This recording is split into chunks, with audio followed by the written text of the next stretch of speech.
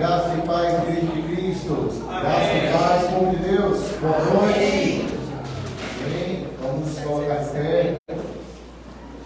Gostaria que os irmãos abrissem suas Bíblias no livro de Êxodo, no capítulo 34, verso 10. Êxodo 34, 10.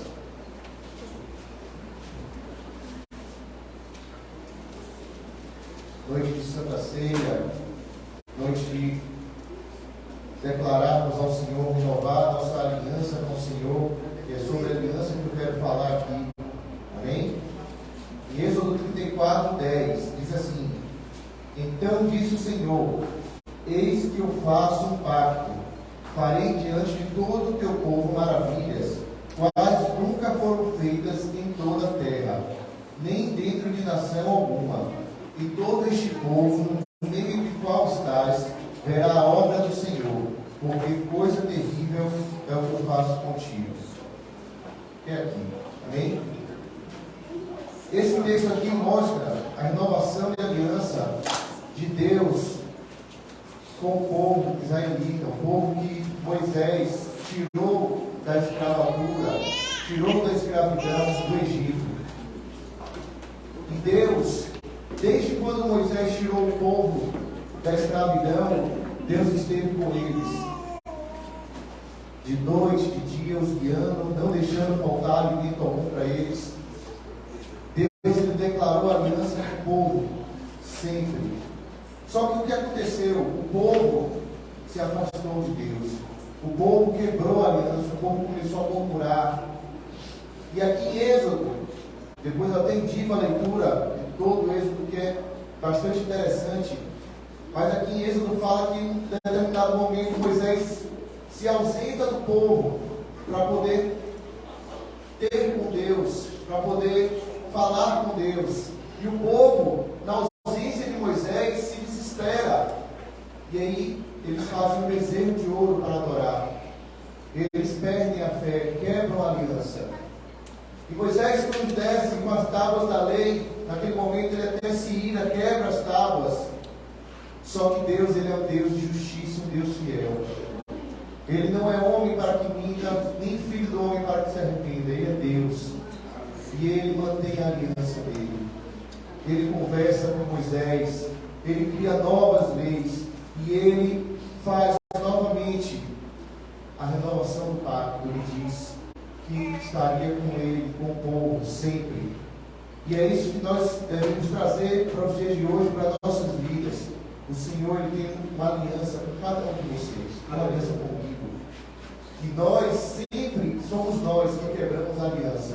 Quando nós deixamos de acreditar, nós deixamos de confiar. Mas o Senhor ele sempre está lá. Ele sempre quer te abraçar, ele sempre quer estar com você. Então feche seus olhos neste momento. Vamos pedir ao Senhor perdão por tudo aquilo que temos feito, que tem desagradado ao coração dele. De tudo aquilo que temos feito, que está nos afastando da presença dele. Papai, estamos aqui, Senhor, rendidos diante de Ti. Pai, queremos que o Senhor, meu Deus, jamais solte a nossa mão. Assim como um filho pequeno quer segurar na mão do Pai, quer se sentir protegido, nós também precisamos disso, Senhor. E muitas vezes nos rebelamos contra Ti, Pai, queremos fazer as coisas do nosso jeito, queremos quebrar esta aliança. Mas o Senhor, Deus de justiça, sabemos que o Senhor tem o melhor para nós. Muitas vezes as coisas não acontecem do jeito que queremos e nos revoltamos, mas ensina-nos, Senhor, para que saibamos entender que as coisas são do seu jeito, do seu tempo. Em nome de Jesus, Pai, renova essa aliança conosco. Que possamos, meu Deus, estar no caminho do Senhor e sempre contigo, Pai. É o que te pedimos, em nome de Jesus. Amém? Amém. Então vamos louvar o Senhor, né? Aleluia. Vazio, quebrado, me prostrarei. Deixa-me com a tua graça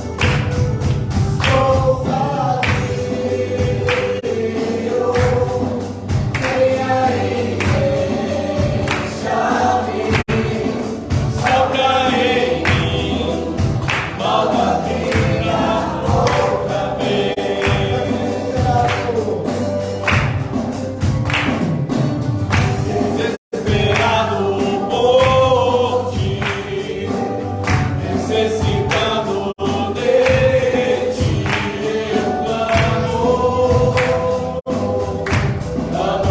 por ti.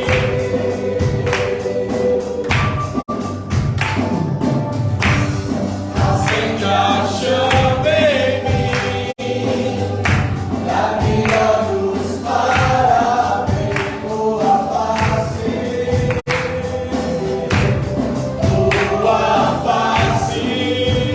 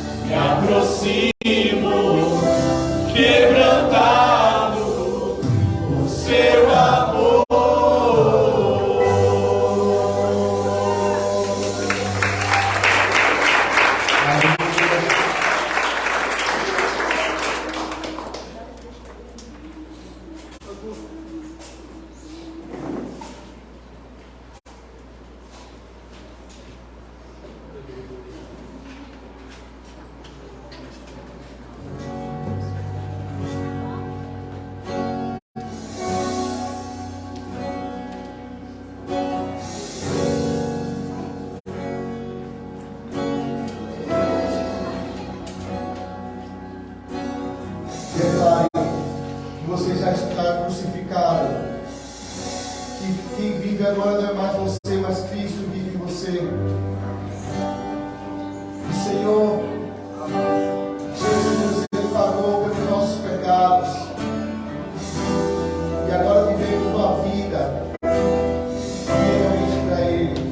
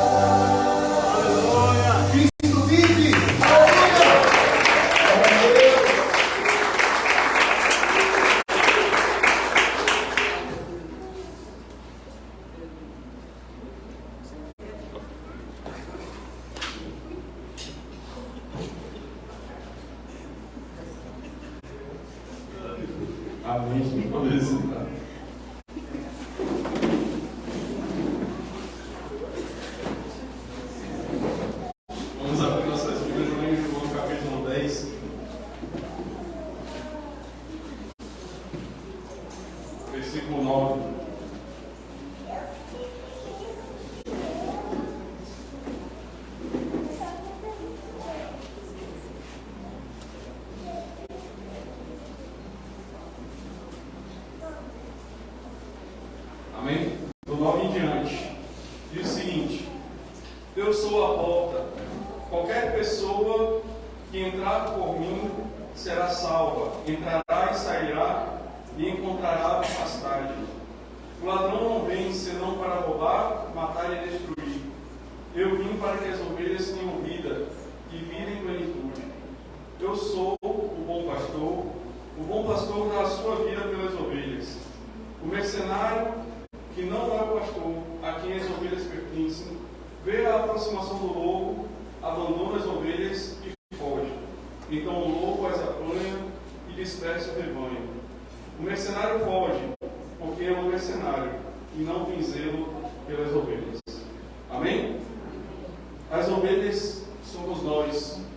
E aqui está falando que o ladrão ele tenta roubar, mas ele só rouba quando as ovelhas estão sendo cuidadas pelo mercenário e não quando estão sendo cuidadas pelo pastor, que é Jesus. Amém? E a Bíblia diz aqui que o ladrão não é zeloso, mas Jesus, pelo contrário, ele é zeloso conosco. Então, se a gente colocar a nossa vida no altar do Senhor, colocar a nossa vida no centro da vontade de Deus, ele é zeloso para cuidar de nós, tanto da nossa vida espiritual, quanto da nossa vida física, saúde e financeira. Amém? Então, esse é um dever para que nós estejamos sempre no centro da vontade de Deus. A Bíblia diz que ele repreenderá o devorador e o ladrão não poderá nos roubar. Amém? Vamos trazer nossos dízimos e nossas ofertas na casa do Senhor.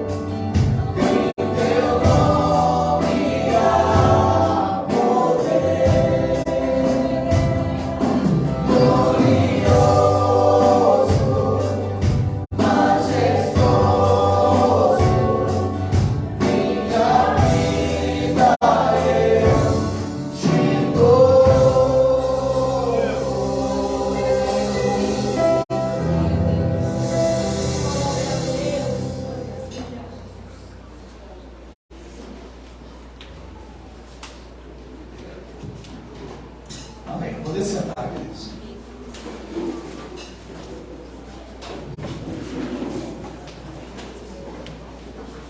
Amém. Graças a Deus, né, por estarmos aqui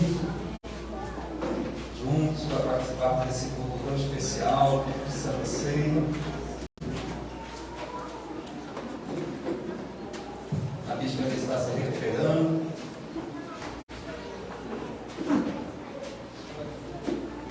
Quem aqui tem feito a leitura que o pastor Cid passou? Alguém tem feito a leitura? Poucas mãos se levantaram. Está em tempo. Eu vou estar pegando dentro do texto que nós lemos há 2 dias atrás. E tem assim nos impactado muito, né? Nós estamos agora no livro de Hebreus. E se você pegar do capítulo 4 até o capítulo 10, que hoje foi a leitura, capítulo 10, lá está falando de Jesus como sumo sacerdote. Eu quero pregar um pouquinho lá no capítulo 4 de Hebreus. Vamos ler do versículo 14 até o versículo 16. Eu vou estar pregando em cima desses 3 versículos. O pessoal subiu aí para cima, às vezes o pessoal sobe e começa uma conversa forte lá em cima. É bom ver isso aí, para não atrapalhar aqui embaixo. Hebreus no capítulo 4, vamos ler o versículo 14, 15 e 16.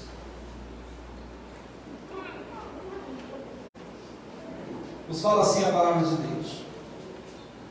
Sabendo que temos um grande sumo sacerdote que adentrou os céus, Jesus, o Filho de Deus, retenhamos firmemente a nossa fé, porque não temos um sumo sacerdote que não possa se compadecer com as dores das nossas enfermidades, porém um que em todos os pontos foi tentado, assim como nós, porém sem pecado.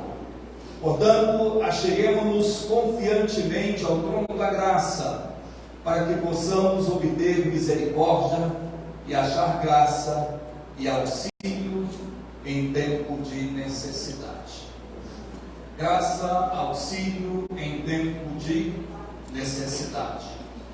Então, o livro de Hebreus é uma literatura complexa, né? Quem está lendo lá o livro de Hebreus, ele foi escrito por um escritor desconhecido, um erudito, um grande conhecedor do Antigo Testamento. E ele conhecia muito bem aquele movimento, né, podemos assim dizer, aquele sistema sacrificial lá no Antigo Testamento. E o Antigo Testamento, quando lendo naquela parte do tabernáculo, do sacrifício, ele conhecia muito bem aquele sistema sacrificial lá do povo hebreu, a cultura de onde tudo aquilo veio, né? Ele conhecia muito bem aquela cultura daqueles textos, né? E é interessante porque as pessoas, mesmo lá no Antigo Testamento, um tempo atrás eu ministrei sobre isso, tudo aquilo era uma sombra, e tudo aquilo mostrava que as pessoas necessitam de um sacerdote perfeito. Nós precisamos de um sacerdote perfeito. Nós precisamos de um sacrifício perfeito. E eu vejo que esse texto ele é muito apropriado para a noite de Santa Ceia. Nós estamos aqui para participarmos da Santa Ceia. Então, nós precisamos de alguém que possa oferecer, e ofereceu, um sacrifício que de uma vez para sempre nos desse então esse acesso a Deus. Nós temos acesso a Deus por um único meio. Nós temos acesso a Deus por um único sacrifício. Hoje a escola bíblica dominical foi excelente. Foi muito boa. Quem estava aqui, o pessoal não queria ir embora, o pessoal sempre querendo mandar o povo embora, o povo não queria ir embora. E eu fiquei feliz porque nós precisamos estudar, nós precisamos entender esse único sacrifício que o mundo, de uma forma sorrateira, ele tenta desqualificar a obra de Jesus e tenta mostrar um atalho para você chegar até Deus. Não existe outro caminho, não existe outra porta. E eu te digo, a porta é estreita. Não dá para entrar de qualquer maneira. Não dá para você querer garantir para as pessoas que querem salvação, mas ao mesmo tempo quer o pecado.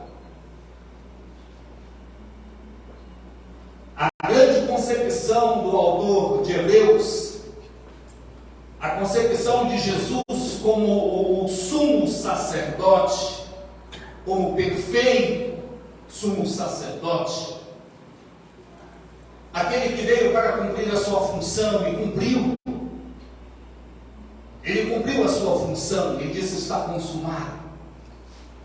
Então é interessante porque quando nós olhamos lá para o Antigo Testamento, olhando para Jesus, o sacerdote, o sumo sacerdote, ele devia estar plenamente em contato com o homem e com Deus.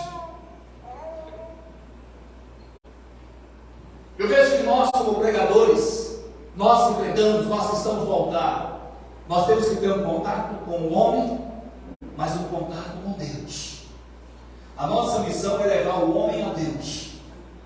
Nossa missão não é entreter ninguém. Nossa missão não é querer fazer grupinhos aqui. Não, nossa missão é esse contato com o homem e com Deus. Então, o sumo sacerdote, ele devia conhecer perfeitamente o homem e Deus. Às vezes o homem nos engana. Já viu que o homem quer sempre dar um jeitinho, principalmente o brasileiro? Lá fora eles falam o jeitinho brasileiro. Será que nós com Deus nós podemos dar um jeitinho com Deus, irmãos? A Bíblia nos diz que a palavra do cristão deve ser sim, sim. O que passa disso é de procedência maligna.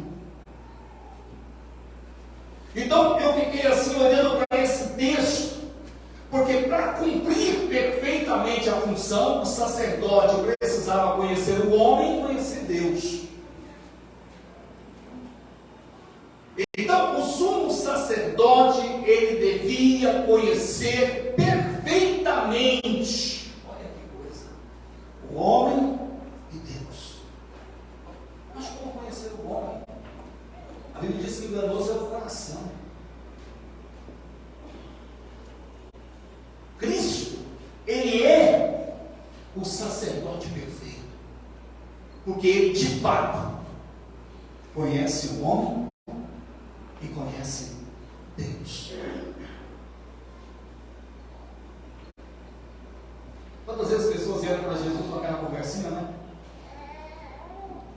Mas ele conhece perfeitamente o homem. Se tem um personagem bíblico que eu gosto, Pedro. O nosso Pedro, eu gosto muito. E eu acho que eles têm muito a ver. Temperamento com as coisas. Mas é tão forte quando Jesus repreende o demônio na vida de Pedro, né? Será que não ficaríamos magoados com Jesus?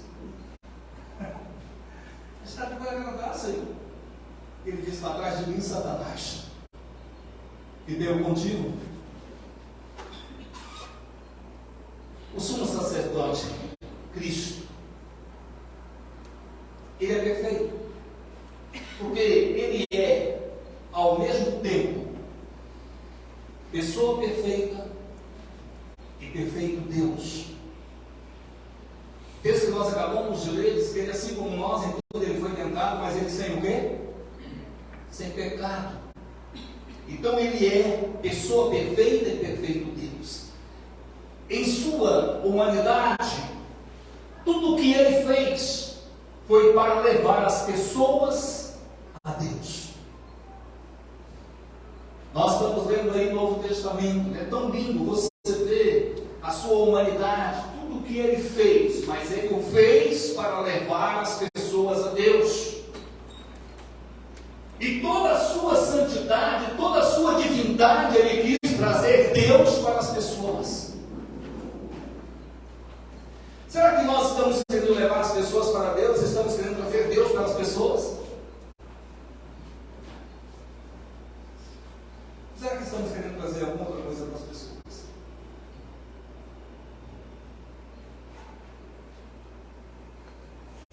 Hoje é um dia perfeito para essa meditação.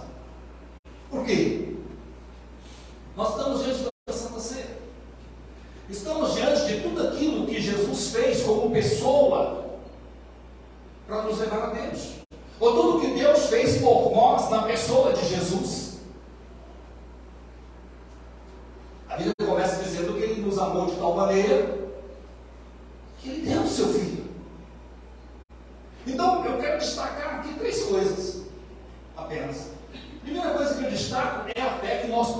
professamos? Que tipo de fé nós temos que professar? Nós somos igreja de Cristo. A fé que professamos. Vamos olhar o versículo 14. Eu queria que alguém repetisse para mim, por favor, versículo 14. Visto que temos um grande sumo sacerdote, Jesus, Filho de Deus, que penetrou nos céus, retenhamos firmes a nossa confissão. Então ele começa aqui dizendo um grande sumo sacerdote, isto é, grande em sua natureza, essencial, pois ele é ao mesmo tempo verdadeiro homem e verdadeiro Deus. Grande. Aquele que não confessar que ele veio em carne e sangue é um anticristo. Então, verdadeiro homem, verdadeiro Deus. Mas a fé que nós professamos também é que Cristo ele foi morto. Cristo morreu.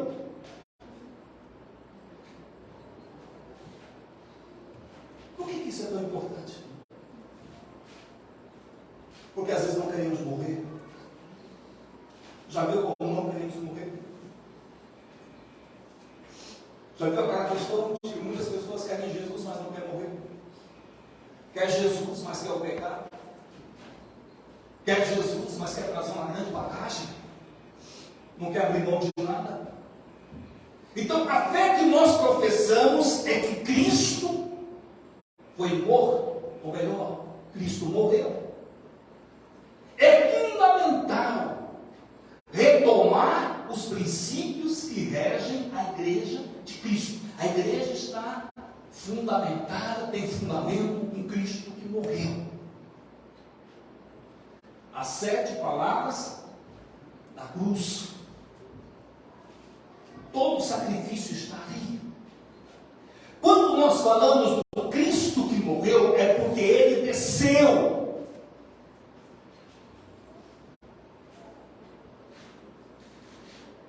Ele se fez carne. Deus se fez carne. Então a cruz por si só, ela nos faz pensar. Ele se fez carne. Desceu no meu nível. Foi lá no São Bartolomeu. Porque foi lá que ele me alcançou. Então, quando nós olhamos para esse Cristo que desceu, permite que trabalhemos situações de dor. Tem muito crente que tem dificuldade com a dor. Mas quando você olha para esse Cristo que desceu, para esse Cristo que foi morto, para esse Cristo que morreu, ali você vê dor, ali você vê sofrimento, ali você vê tentação, ali você vê limites. Então ele desceu, todos esses sentimentos, que trabalhamos, que temos que lutar contra, tudo isso podemos trazer aqui no altar de Deus. Tudo isso podemos debater, podemos trazer aqui no altar. Às vezes somos confrontados com o sofrimento, e tem até algumas igrejas que vivem pregando aí um mar de rosa, uma fé sem sofrimento, mas nós podemos trazer tudo isso, trazer reiteradamente perguntas sobre isso. Mas por que isso? Por que o pastor Cabral está lá no UTI? Por que nós sofremos? Por que ele caiu da escada? Então tudo isso podemos trazer. É interessante, Como aquela pessoa tão boa. Eu conversava com a pastora Ruth. O pastor Cabral foi uma grande bênção na minha vida. Eu acho que na vida do pastor Silvio não foi diferente. Mas o pastor Cabral, ele me conheceu num momento muito difícil na minha vida. Difícil em todos os sentidos. Difícil financeiramente. E eu me lembro que às vezes ele metia a mão no bolso, pegava uma cédula de R$5, cuidava, me levava para fazer algum serviço na casa dele lá, para eu ganhar algum dinheiro. Então às vezes você fica assim, mas como aquela pessoa tão boa precisa passar por todo esse sofrimento? Eu acho que a resposta está em tudo sobre aquele que desceu. Sobre aquele que desceu. Então, se essa lógica fosse correta, Jesus não teria sofrido essa morte de cruz. Amados, é interessante porque em Jesus Deus se mostra presente nos nossos sofrimentos. Quando você começa a ler sobre o sumo sacerdote, é aquele que pode se compadecer desse momento de sofrimento. Ele não se encontra distante, ele se fez carne, ele desceu. Ele não está estéril, não está longe, não está ali intocável, não, ele desceu, ele desceu. O sofrimento é real. E nas palavras da cruz, ele nos ensina que podemos servir a Deus, adorar a Deus, ser fiel a Deus no sofrimento.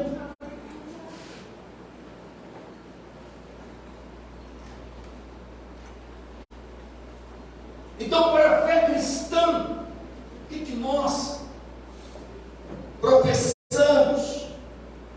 Para a fé cristã, a presença de Deus é real, apesar do sofrimento, apesar do dom escada, apesar das UTIs.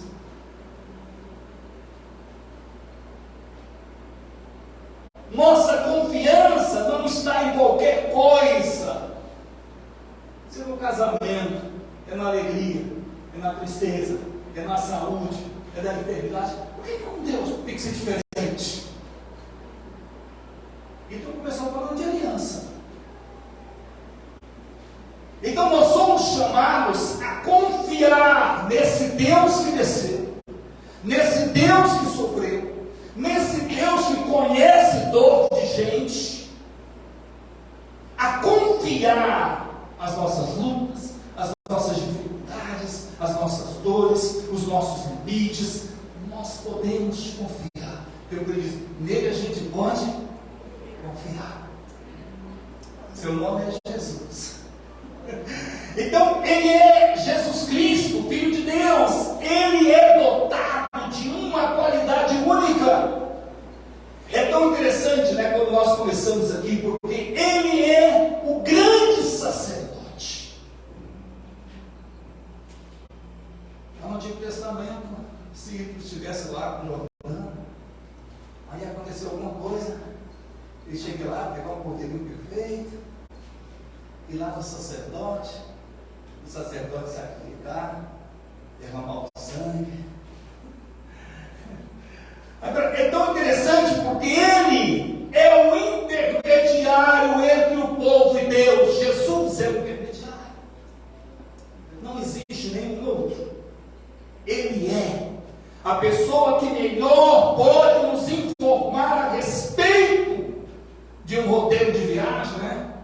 Se você quer ir lá para o Rio de Janeiro, a melhor pessoa para te informar é o pastor Silvio, o pastor Abraão, né? O pastor Silvio correu lá, ele estava pegando aqui dele lá, fazendo pesquisa, vendo ali as faculdades da vida.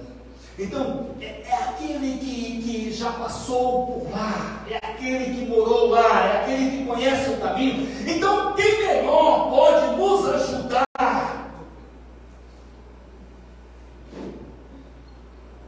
Não existe nenhum outro melhor que Jesus, queridos.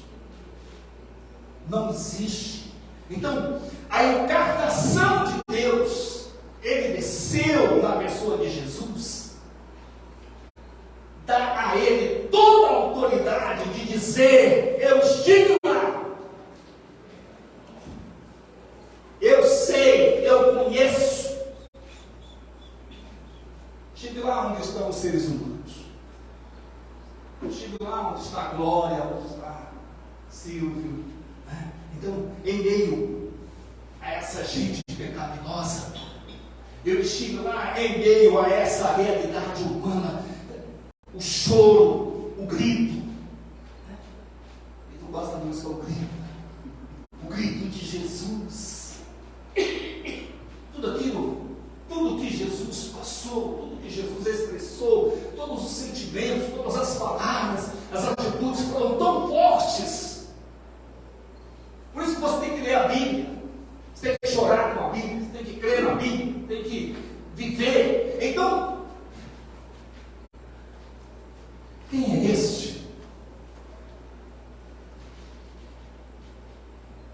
E não há artimanhas humanas. Não há artimanhas humanas que possa desfazer o amor de Deus pela humanidade e que possa também tentar desfazer toda a obra perfeita, todo o sacrifício perfeito, o único caminho. Aqui temos que ter cuidado, porque Deus, teimosamente, se podemos assim dizer, Ele continua amando, desejando a salvação a todos, mas por um único meio, por um único sacrifício, por um único caminho. Jesus fala: ninguém vem ao Pai a não ser por mim. A não ser por mim. Então, nós vivemos em uma sociedade distante dos valores cristãos. Distante. Não se iluda. Vai ver um filme, vai assistir uma televisão, vai ver um jornal, um comentarista, um comentário. Pessoas estão distantes dos valores cristãos. Muitas filosofias, mas Paulo já questionava as vãs filosofias que estão desvirtuando a essência da fé cristã. Cuidado!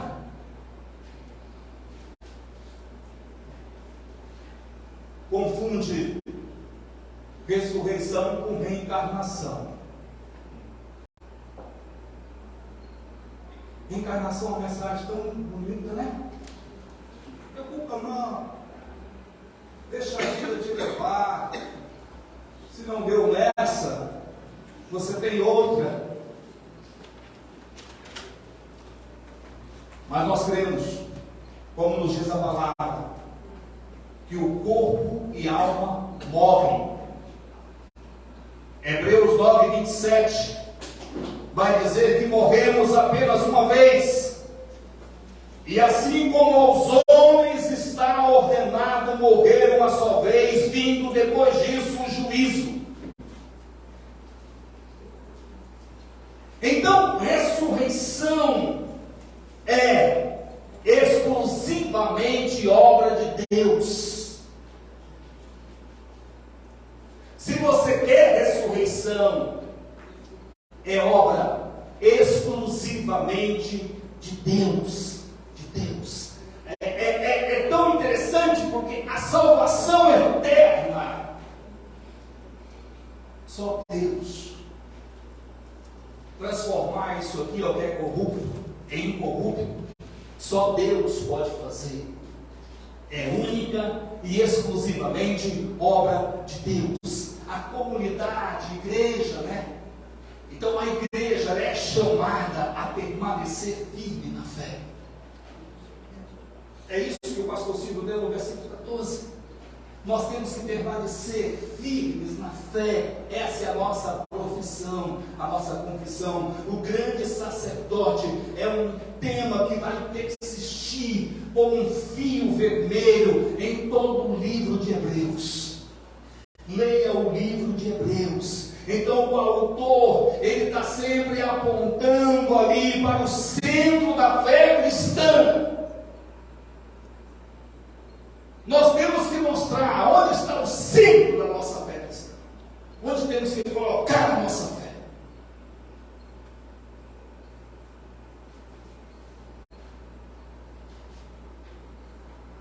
Ele está aqui falando do grande líder, autor e consumador da nossa fé. E ele dá nome, o nome é Jesus, Filho de Deus. Quem é ele? Jesus, Filho de Deus. E ele então começa a sublinhar aqui que ele se encontra na própria presença de Deus. Então, aquele que desceu, que conhece gente, que conhece dor de gente, é aquele que subiu. Jesus Cristo, Deus. E quando a Bíblia fala que ele subiu, aponta para a eternidade. Nós estamos nesse mundo, mas não somos desse mundo. Nós estamos nesse mundo, mas buscamos a vida eterna. Nós estamos nesse mundo, peregrinando por este mundo, buscando a vida eterna. Então, nós confiamos no grande sacerdote que extrapolou toda e qualquer experiência que alguém pode ter tido. Não tem Abraão, não tem Moisés, não tem, extrapolou tudo. Deus feito gente, aquele Deus que se fez gente, retornou agora à sua origem. Então, Hebreus está falando muito disso, né? Então, ele é a referência para a nossa existência. Então, aquele agora ele está acima de todas as coisas. Ele está lá. Aquele que agora está assentado à destra, ele está assentado à direita de Deus. Então, aqui nós encontramos a grandeza dessa divindade. O Deus que nós servimos, que desceu e subiu, ele é grande, né?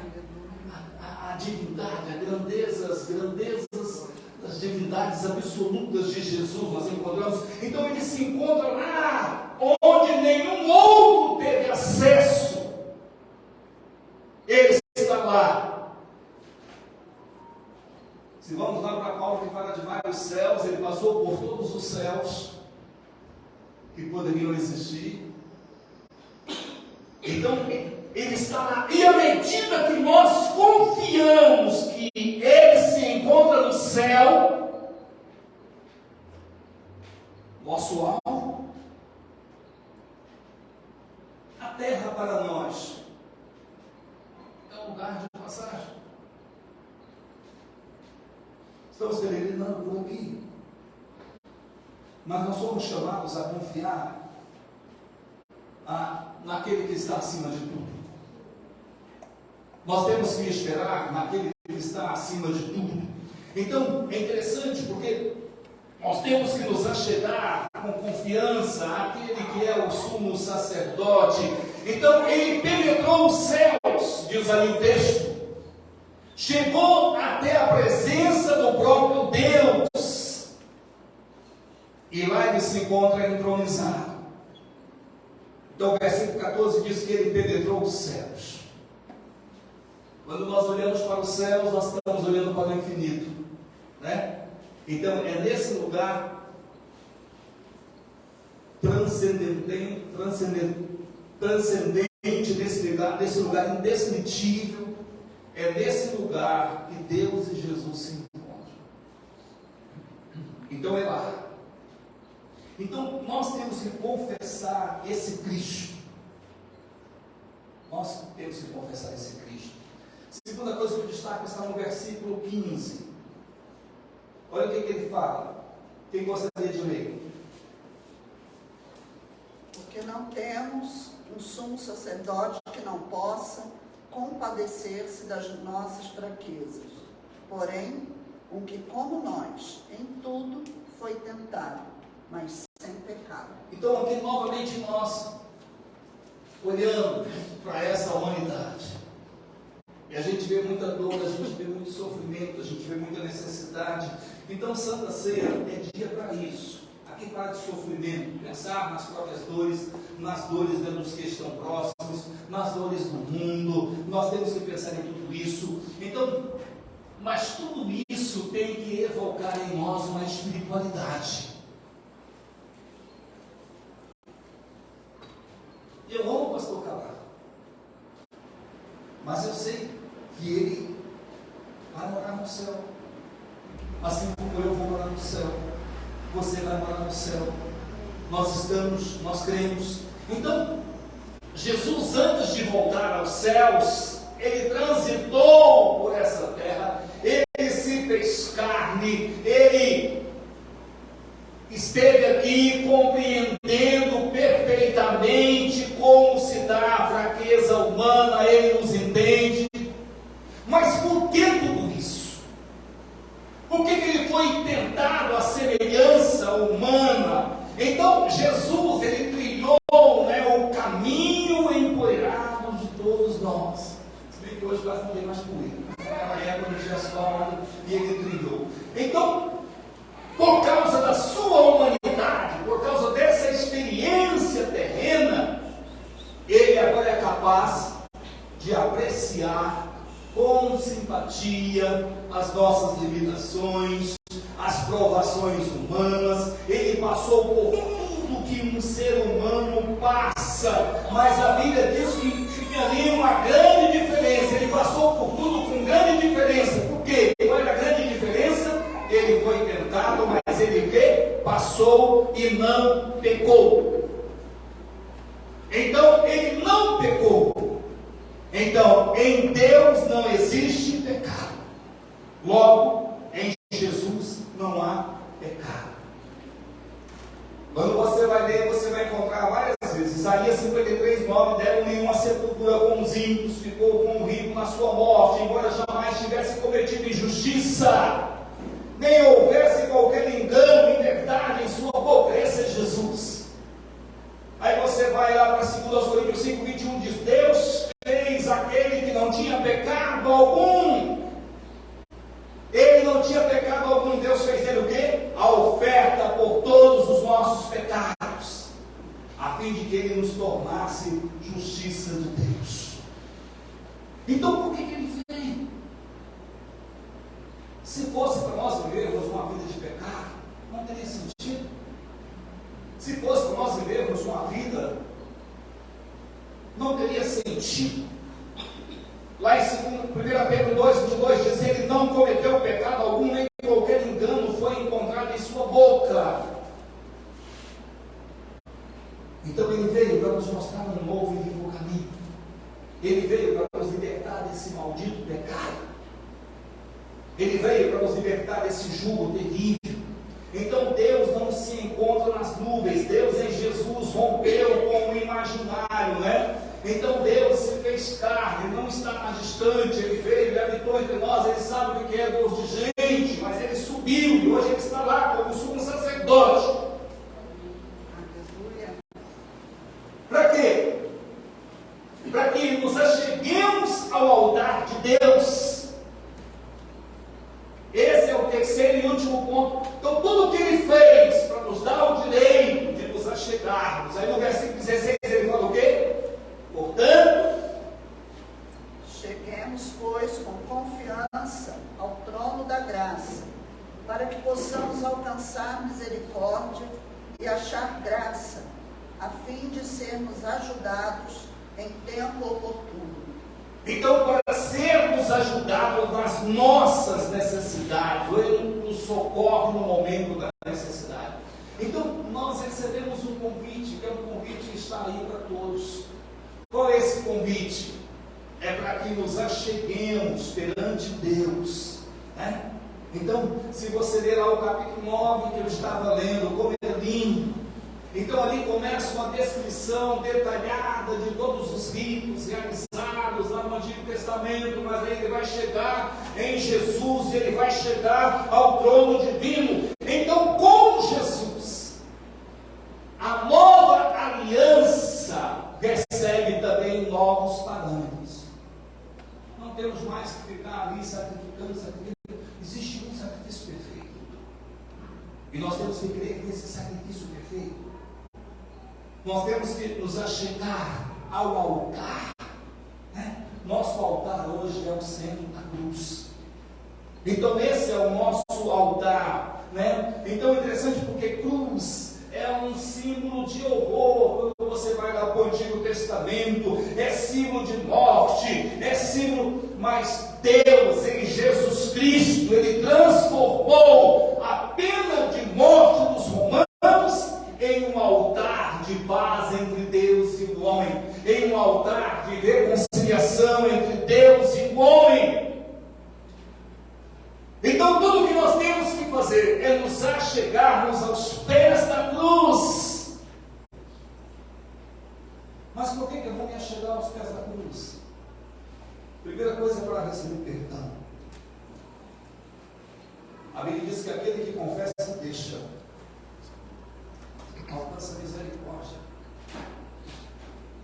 Tem muita gente hoje querendo igreja para outras coisas, amados. Mas igreja é um lugar de nos achegarmos ao altar de Deus para receber perdão. Depois do perdão vem a reconciliação. Depois da reconciliação, vivemos por graça e por misericórdia, porque não somos merecedores. Então, no altar de Deus há espaço para aquele que quer receber perdão, para aquele que reconhece pecado, para aquele que não quer mais viver vida de pecado. Então, este lugar é um lugar de perdão, é um lugar de reconciliação, é um lugar que nós não precisamos de amuletos, nós não precisamos de construções, nós não precisamos de tesouros, nós não precisamos de relíquias e nem de outros sacrifícios. Não precisamos. Deus, Ele nos recebe quando nós chegamos com o coração contrito, com o coração arrependido. Chegamos diante do altar para confessar as nossas mazelas e cremos no perdão de Deus. Chegamos com reverência, chegamos com humildade, nos dirigimos então ao nosso Deus, pedindo a Ele perdão. Então o relacionamento com Deus se dá dessa forma simples, dessa forma direta. Há sempre uma resposta da graça para um coração arrependido. Não precisa de muita coisa, não. Então nós precisamos, nos achegar por intermédio de quem? De Jesus Cristo. Porque não existe nenhum outro, e nenhum outro há salvação debaixo do céu, nenhum outro nome é dado. E Jesus, Ele está cheio de graça, Jesus, Ele está cheio de misericórdia. Então Jesus é Deus identificado com o sofrimento humano.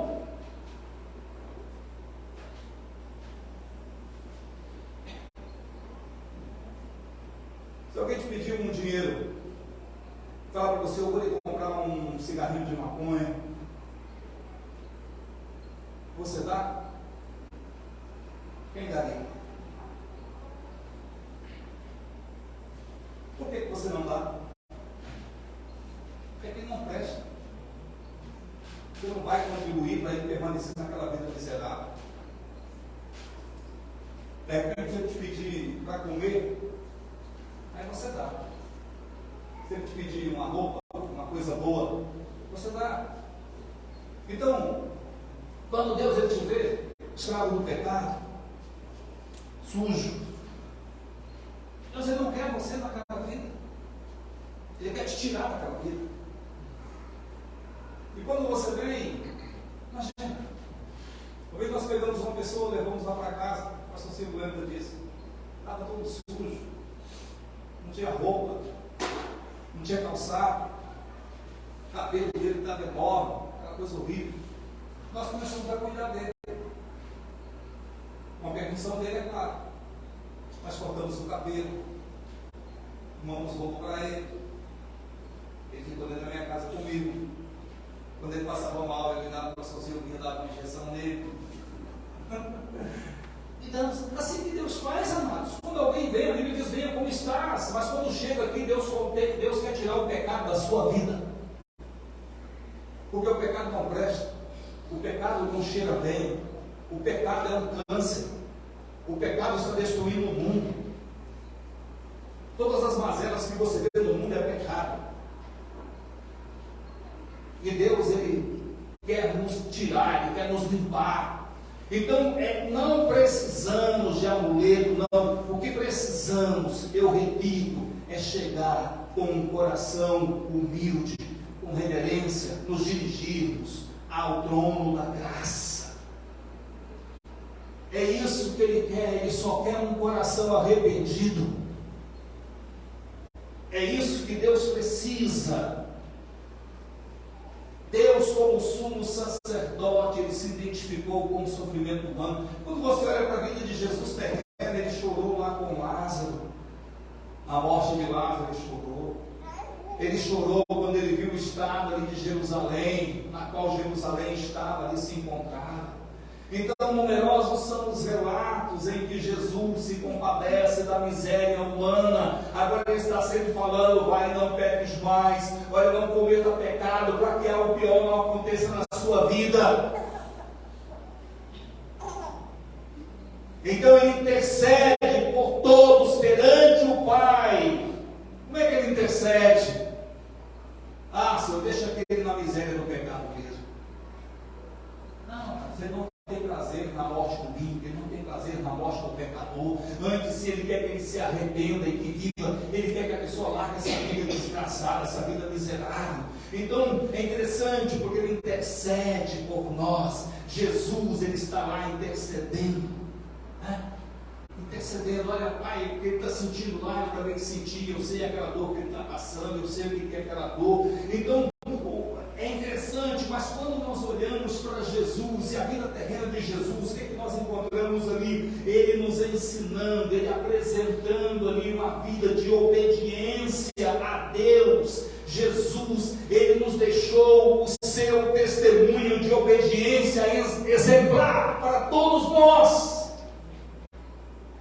Em tudo foi tentado, mas sem pecado, ele viveu uma vida de obediência. Então Jesus humano estava ali nos ensinando que precisamos viver uma vida de obediência, para que lá no final vamos também vencer a morte. Lá no final vamos também viver vida de ressurreição. Lá no final estaremos na glória com o Senhor. Então isso transcende, queridos. Isso está muito além. Isso é eterno.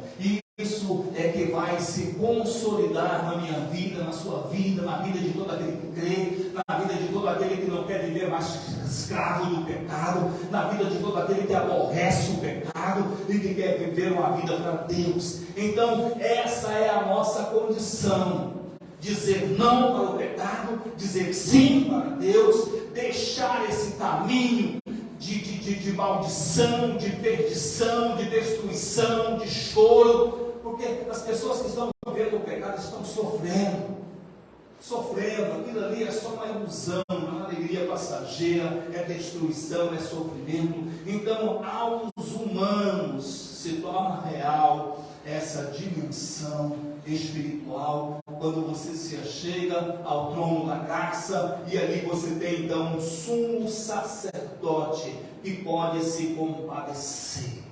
Mas eu deixo aqui no finalzinho, a palavra forte é a obediência. A obediência, ela soa forte, porque ser cristão é ter Jesus Cristo como mestre. Senhor, me ensina. Senhor, me fala o que eu devo fazer. Então não existe discipulado sem obediência. Não existe vida com Deus sem a Bíblia. As pessoas querem fazer uma outra Bíblia, querem rasgar a Bíblia, só querem partezinhas da Bíblia. Eu gosto desse versículo. Não, nós temos que crer toda a palavra de Deus é inspirada, é proveitosa. Então, amados, nós temos que permanecer firme nessa fé, crendo que Ele transformou as nossas vidas. Nós ainda estamos nesse processo de transformação e que Ele quer também transformar pessoas. Quando você falar de Jesus para alguém, tem isso na sua mente: Jesus quer transformar essa pessoa. Quer tirar essa pessoa dessa vida de pecado, quer tirar essa pessoa dessas práticas. Então nós temos que nos dirigir à presença de Deus dessa forma, né? Nos achegarmos ao altar de Deus dessa forma. Papai, eis-me aqui. O Senhor conhece a minha dor, o Senhor sabe das minhas mazelas, o Senhor intercede, Tu és o sumo sacerdote que se compadece, mas nós temos que nos achegar motivados, né, a ter uma nova atitude. Motivados a viver agora para Deus, a viver uma vida de adoração, uma vida de reverência, uma vida de humildade, né? Reconhecendo o sacrifício de Cristo na cruz por nós. Tudo o que Ele fez não pode ser em vão.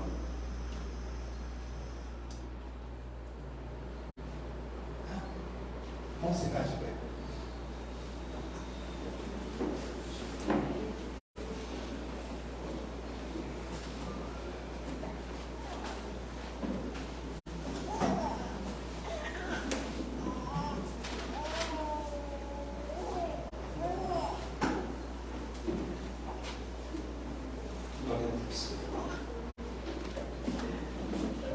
consagrar aqui o pão de vinho e nós vamos participar da Santa Ceia. Então, isso aqui, queridos, fala do sacrifício de Jesus.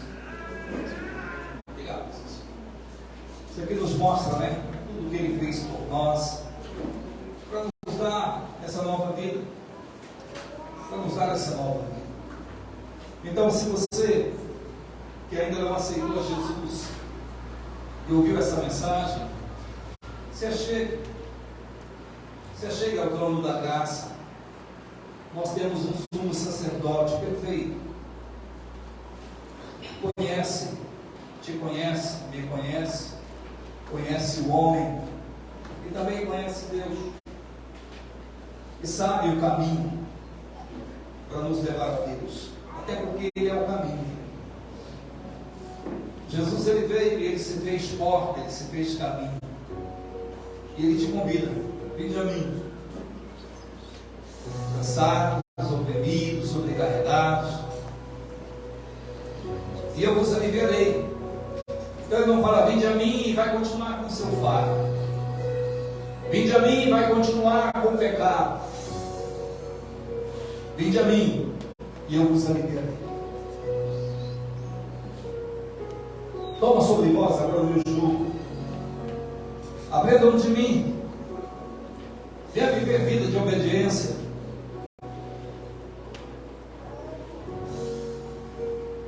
Eu sou manso, sou humilde, achareis descanso para as vossas almas.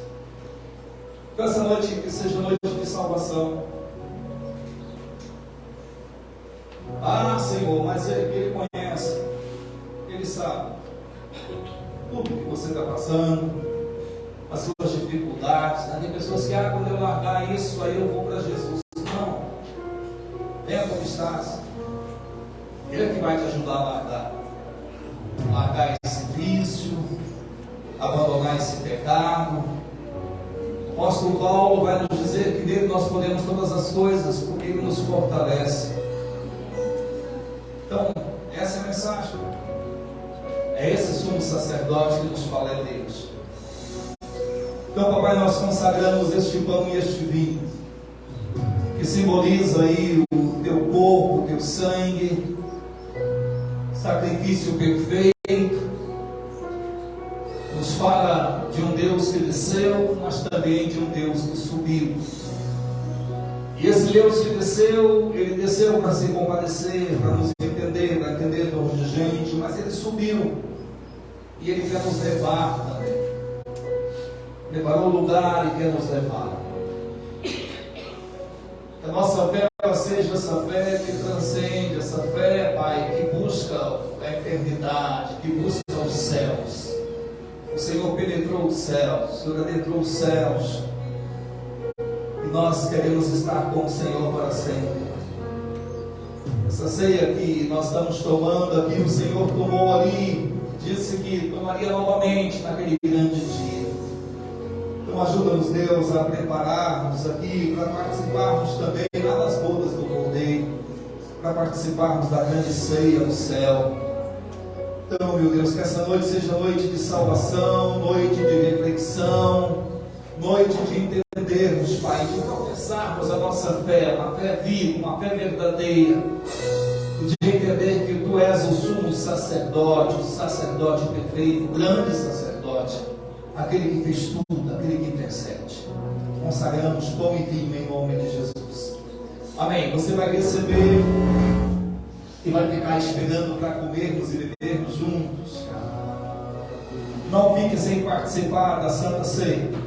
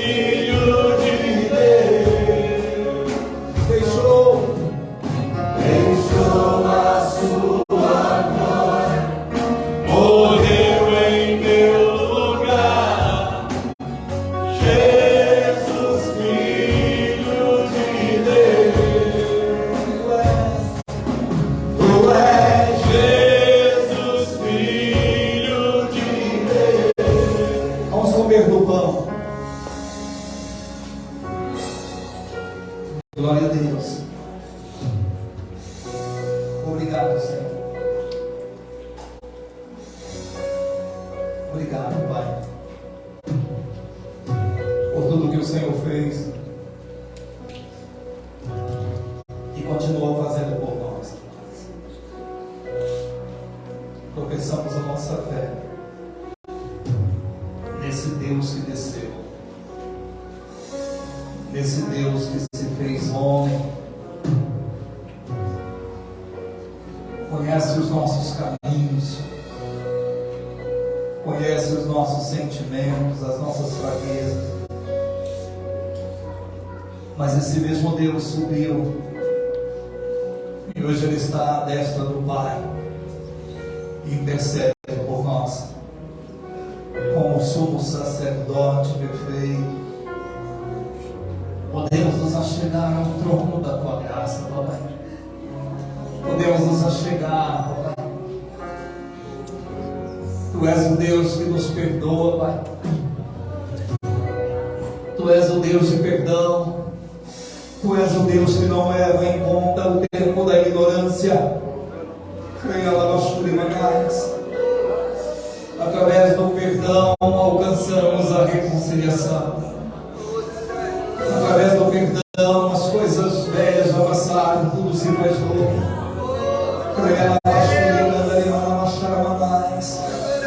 Oh Senhor, aleluia. Se entregou, teu perdão nos alcançou, um amor assim, o mundo não conheceu.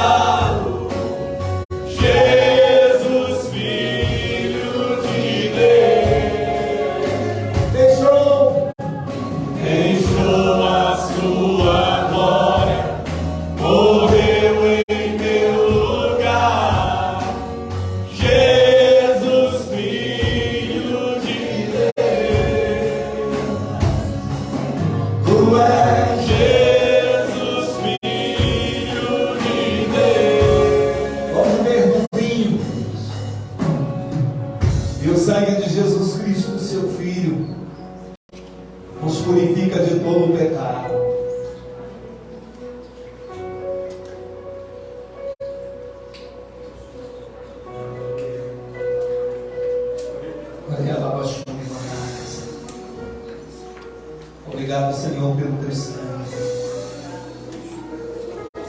Que o teu sangue seja derramado nas nossas vidas, Senhor, purificando-nos, Deus, tornando-nos limpos, aceitáveis diante do Senhor.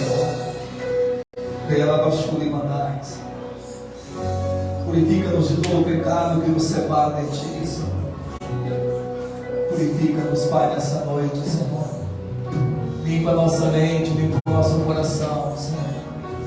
Tira a maldade, Senhor. Tira o engano, tira a mentira, Senhor. Tira tudo aquilo que não presta, tudo aquilo que atrapalha o nosso relacionamento com o Senhor. Ela bachuri candaremanais. Ela bachuri candaremanais. Levante as suas mãos em gratidão. Levante as suas mãos em gratidão a Deus.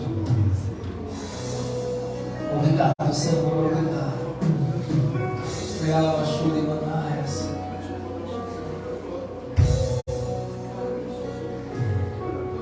Quero te contar.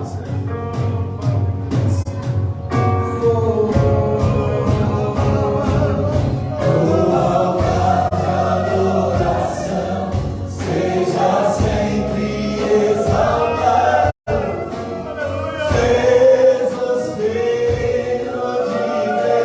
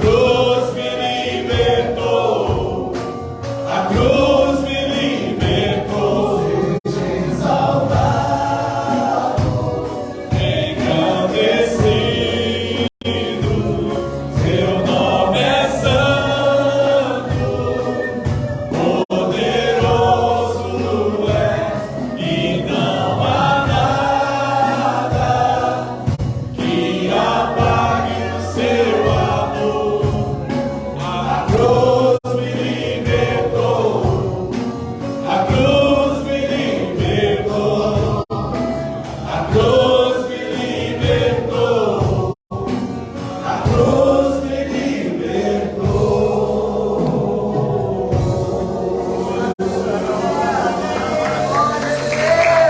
E se o Filho vos libertar, verdadeiramente sereis livres. Ele quer te libertar. Que a graça do nosso Senhor Jesus Cristo, o amor de Deus, nosso Pai, a comunhão e as consolações do doce Espírito Santo esteja sobre as nossas vidas, não só hoje, mas para todo sempre. Amém? Abraça aí o seu